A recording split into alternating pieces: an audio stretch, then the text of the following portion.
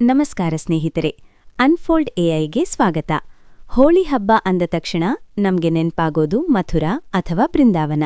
ಆದ್ರೆ ದಕ್ಷಿಣ ಭಾರತದ ಹೆಮ್ಮೆಯ ವಿಜಯನಗರ ಸಾಮ್ರಾಜ್ಯದಲ್ಲಿ ಈ ಬಣ್ಣದ ಹಬ್ಬಕ್ಕೆ ಒಂದು ತೂಕ ಇತ್ತು.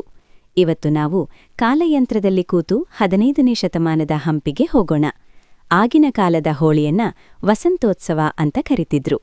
ಇದು ಕೇವಲ 2 ದಿನದ ಹಬ್ಬ ಆಗಿರಲಿಲ್ಲ, ಬದಲಾಗಿ 9 ದಿನಗಳ ಕಾಲ ನಡೆಯೋ ಮಹೋತ್ಸವ ಆಗಿತ್ತು. ಹಂಪಿಯ ವಿಜಯವಿಠಲ ದೇವಸ್ಥಾನದ ಹತ್ತಿರ ಇರೋ ಪುಷ್ಕರಣಿಗಳು ಕೇವಲ ನೀರಿಗಾಗಿ ಇರಲಿಲ್ಲ. ಈ ಹಬ್ಬದ ಸಮಯದಲ್ಲಿ ಅವುಗಳನ್ನ ಪೂರ್ಣವಾಗಿ ಬಣ್ಣದ ನೀರಿಂದ ತುಂಬಿಸ್ತಿದ್ರಂತೆ. ಅಬ್ದುಲ್ ರಜಾಕ್ ಅನ್ನೋ ವಿದೇಶಿ ಪ್ರವಾಸಿ ತನ್ನ ಬರಹದಲ್ಲಿ ಬರೆದಿದ್ದಾನೆ, ನಗರದ ಪ್ರತಿಯೊಂದು ಗಲ್ಲಿಯಲ್ಲೂ ಜನರು ಬಣ್ಣದ ಪಿಚಿಕಾರಿ ಹಿಡಿದು ಒಬ್ರಿಗೊಬ್ರು ಬಣ್ಣ ಎರಚಿತಿದ್ರು ಅಂತ. ಅಷ್ಟೇ ಅಲ್ಲ, ಅರಮನೆಯ ಆನೆಗಳನ್ನ ಕೂಡ ಅಲಂಕರಿಸಿ ಅವುಗಳ ಸೊಂಡಿಲಿನಿಂದ ಬಣ್ಣದ ನೀರನ್ನ ಚಿಮ್ಮಿಸ್ತಿದ್ರಂತೆ.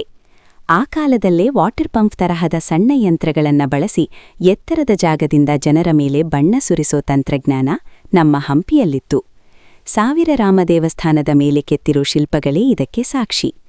ರಾಜ ಕೃಷ್ಣದೇವರಾಯರು ಜನಸಾಮಾನ್ಯರ ಜೊತೆ ಬೆರೆತು ಹಬ್ಬ ಮಾಡ್ತಿದ್ರು ಅನ್ನೋದು ಇತಿಹಾಸದ ದಾಖಲೆಗಳಲ್ಲಿದೆ.